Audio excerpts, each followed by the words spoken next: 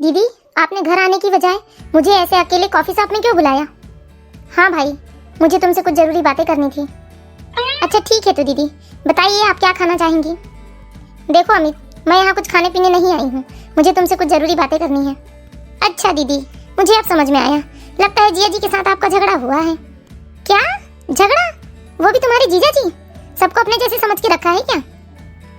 पता है, तुम्हारे जिया जी मेरा और अपनी माँ का बहुत अच्छे से ख्याल रखते हैं। और रही बात माँ जी की, उनका व्यवहार तो तुम्हें पता ही है। मुझे तो कभी पता ही नहीं चला कि मैं उनकी बेटी नहीं बहू हूँ। तो और कौन सी बात हो सकती है दीदी? देखो अमित, अपने जीवन को खुशियों भरा या दुख भरा बनाना अपने ही हाथ में है। सच पूछो तो अमित, मैं तुम्हें बताना चाहूंगी मैं यहाँ किस लिए आई हूँ।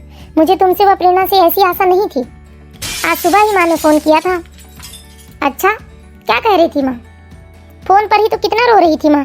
कह रही थी कि अब तुम शादी से पहले वाले अमित नहीं रहे। और रही बात प्रेरणा की, तो प्रेरणा तो अब तुम्हें उंगलियों में नचाती है। तुम्हें तो सनी, सोनाली और माँ की कोई चिंता ही नहीं है। और क्या कहा दीदी माँ ने? क्या कहती बेचारी, इस आयु में पिताजी उन्हें छोड़ गए, 3 वर्षों में ही उनका क्या हाल कर दिया तुमने। और उनके ही कंधों पर कितना भार छोड़ गए पिताजी। अभी उन्हें सोनाली की शादी करनी है, सनी को कोई अच्छी नौकरी में लगाना है। तुम्हें तो ना माँ की चिंता है, ना छोटे भाई बहनों की चिंता है। तुम तो अपनी पत्नी के साथ अपने जीवन में इतना मग्न हो चुके हो कि कभी माँ की ओर पलट कर भी नहीं देखते। सच कहूँ दीदी, मैं पहले सोचता था कि दुनिया में मुझे कोई नहीं समझता सिवा मेरी दीदी के। दीदी, मुझे आपसे ऐसी आशा ना थी कि आप मेरे और प्रेरणा के बारे में ऐसा सोचेंगी। पता नहीं अमित, तुम मुझसे कैसी आशा रखते हो, लेकिन यहाँ मेरे छोटे भाई बहन आंसू बहा रहे हैं, मेरी माँ दिन रात रो रही, और फिर भी तुम चाहते हो कि मैं तुम्हें अच्छा समझूं या तुम्हारे बारे में कुछ अच्छा कहूँ। ठीक है दीदी, अब मैं अपने बीच बचाव में कुछ नहीं कहना चाहूँगा। बस मैं आपसे विनती करता हूँ कि आप हमें अकेला छोड़ दें, हम अपनी समस्याएं खुद सुलझा लेंगे। ओह अच्छा, क्या खूब कहा अमित तुमने। सच ही कह रही थी माँ, अब तुम शादी से पहले वाले अमित नहीं रहे। अब तुम्हारे लिए तुम्हारी सगी बहन पराई हो गई।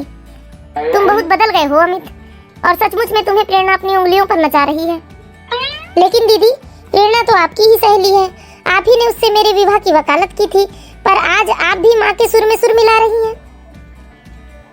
मैंने कभी नहीं सोचा था अमित, मेरी सहेली प्रेरणा इतनी बदल जाएगी और तुम्हें ऐसे उंगलियों पर नचाएगी, वरना मैं तुम्हारी शादी कभी प्रेरणा से नहीं होने देती। देखिए दीदी, अब मैं अपनी सफाई में कुछ नहीं कहना चाहता, बस मैं आपसे विनती करता हूँ कि आप 1 सप्ताह की छुट्टी लेकर आए और हमारे साथ घर पर ही रहें। तब आपको पता चलेगा दीदी कि हम अपनी गृहस्थी क्यों अलग करना चाह रहे हैं माँ से। अच्छा ठीक है अमित, कल ही मैं 1 हफ्ते की छुट्टी लेकर घर पर रहने आ रही हूँ। अच्छा ठीक है दीदी, कल मैं आपसे घर पर मिलता हूँ। ऐसा कौन सा जादू कर दिया उस प्रेरणा ने अमित पर, जो अपनी उंगलियों पर नचा रही मेरे भाई को। मैं भी कल जाकर देखती हूँ उसे। जरा सामने जाके देखो सोनाली, किसी की आने की आवाज आ रही है। हाँ मम्मी, मुझे भी लग रहा जैसे कोई आया है। अरे वाह सोनाली, देखो दीदी आई है। वाह दीदी आई है, क्या बात है दीदी, ऐसे अचानक बिना बताए आई हैं आप? क्या जीजू से झगड़ा हुआ है? चल चुप कर, क्या अपने घर में आने के लिए मुझे पहले झगड़ा करना पड़ेगा? अरे वाह, मिनी बिटिया भी आई है।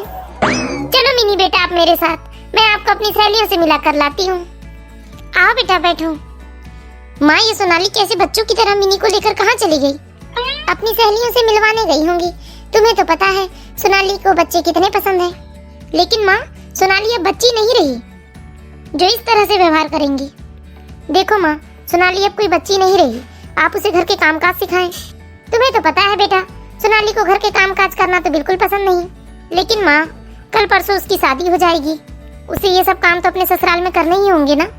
ससुराल जाके सब सीख जाएगी बेटा।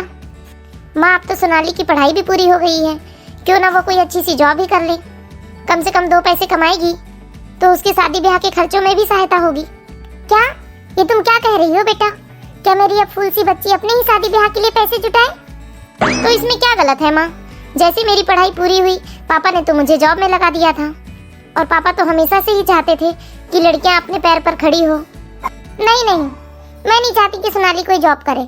उसके भैया भाभी है ना, वो उठाएंगे सारा खर्चा। तो फिर कोई अच्छा सा लड़का देखकर उसकी शादी ही करवा दो माँ। अरे दीदी, आप कैसी बातें कर रही हो?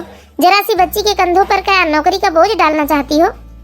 अरे बड़ी देर कर दी तुम दोनों ने घर आने में। ये दोनों तो रोज ऐसे ही आते हैं बेटा, अंधेरा होने के बाद। तो क्या करे दीदी, 6 साढ़े 6 तो हमें बस से यहाँ तक पहुँचने में ही लग जाते हैं। फिर शिशु गृह से अपने बच्चे को भी लेकर आना होता है, और 15-20 मिनट तो तन्मय को लेकर आने में ही लग जाते हैं। क्या तुम तन्मय को शिशु गृह में छोड़कर जाती हो? घर में माँ और सोनाली दोनों ही तो रहती हैं। क्या तुम्हें उन पर विश्वास नहीं है, जो जरा से बच्चे को पढ़ाई के भरोसे छोड़कर जाती हो? और अभी तन्मय कहाँ है? पड़ोस वाली आंटी ने उसे गोद में लिया है।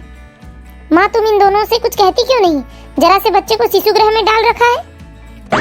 हाँ, मैंने ही कहा है बेटी, मेरी दशा तो तुझसे छिपी नहीं है। हमेशा जोड़ों का दर्द, ऐसे में मुझसे तो तन्मय संभलता नहीं। सोनाली को तो तू जानती ही है, घर में टिकती नहीं है, कभी इस सहेली के यहाँ तो कभी उस सहेली के यहाँ। क्या सचमुच में आप मेरी ही माँ हैं? कभी आपके हृदय में प्यार का अथाह समुद्र लहलहाता था, आज आप इतनी तंग दिल कैसे हो गई माँ? अब हमारे हाथ पैर पहले जैसे नहीं रहे बेटा, अब हमसे कोई काम धंधा तो होता नहीं है। ऊपर से तन्मय इतना चंचल है कि वो तो मेरे से संभलता नहीं। लीजिए चाय पी लीजिए। अरे, लगता है प्रेरणा मुझसे भी नाराज है, जो यहाँ बैठकर चाय नहीं पी, बस चाय रखकर चली गई। कहाँ से चाय पीने की फुर्सत होगी? अब घर में इतना सारा काम जो फैला है, ये सब काम कौन करेगा? महारानी यहाँ बैठकर चाय पिएगी तो क्या? इसका मतलब किचन सब कुछ फैला हुआ है माँ। सोनाली ने कोई भी काम नहीं किया है। कहाँ से करेगी? तू तो देख ही रही है, सोनाली तो जब से मिन्नी को लेकर गई है तो अब तक आई नहीं है। ऐसे ही वो अपनी सहेलियों के यहाँ घूमते रहती है। इसका मतलब अब इस घर में काम वाली भी नहीं है माँ। अब कहाँ बेटा, काम वाली इतनी आसानी से नहीं मिलती है। काम वाली तो बहुत मिल जाती है रिचा, लेकिन माँ जी को काम वाली के हाथ का काम पसंद आए तब ना। ये क्या माँ, प्रेरणा अभी जॉब करके आई है और घर का सारा काम वो अकेले करेगी, तो इसमें कौन सी बड़ी बात है बेटा? प्रेरणा कोई ऐसी अकेली बहू नहीं है जो घर भी संभालती हो और नौकरी भी करती हो। लेकिन माँ, मेरी सास भी तो मेरी कितनी मदद करती है, ऊपर से मिनी को भी संभालती है, घर के काम भी करती है। आप भी थोड़ा बहुत कर दे तो अच्छा होगा माँ, या सोनाली को ही करने दे। अच्छा है ना बेटा, तुम्हारी सास से हो पाता होगा, घर का काम तो करती होंगी। और हमने भी कोई ऐसी गोटियां नहीं खेली बेटा, हमने भी अपनी गृहस्थी खूब चलाई है। तुम 4 भाई बहनों को पाला है, और मेरी सास तो तिनका उठाकर इधर से उधर नहीं रखती थी। पहले अपनी ही गृहस्थी में खटकते रहे, और अब बेटे की भी गृहस्थी में कोल्हू के बैल की तरह जुटे रहे। भाई, हमें भी घूमने फिरने सैर सपाटा के लिए कुछ समय चाहिए।